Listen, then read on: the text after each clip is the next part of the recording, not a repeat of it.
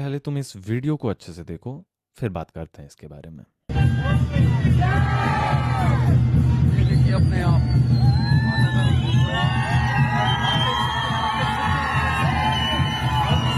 तो यहाँ पे बेसिकली क्लेम किया जा रहा है, चमत्कार देखो कि भाई जो हिल रहा है रथ ये चमत्कार है। आइए इसके बारे में बात करते हैं। यहाँ पे ये जो रथ हिल रहा है देवता का, इसको कहा जा रहा है ये चमत्कार है। लेकिन तुम यहाँ पे ध्यान से देखना जरा, ठीक है, इस बात को समझना।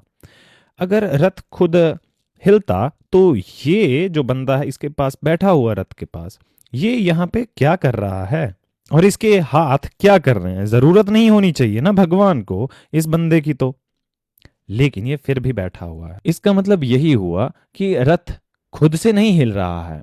बेसिकली कुछ ना कुछ तो बिहाइंड द सीन्स है बात, बस लोग सवाल पूछने से डर जाते हैं।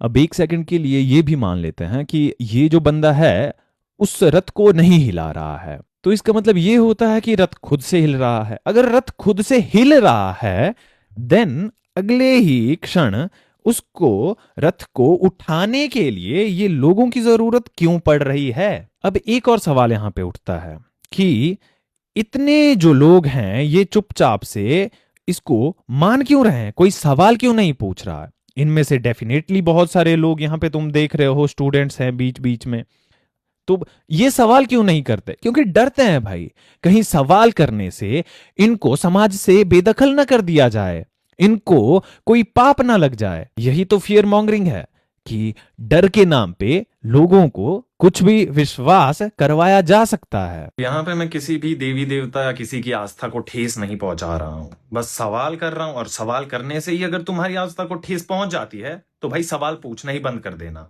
चाहे वो गवर्नमेंट से हो या किसी और से।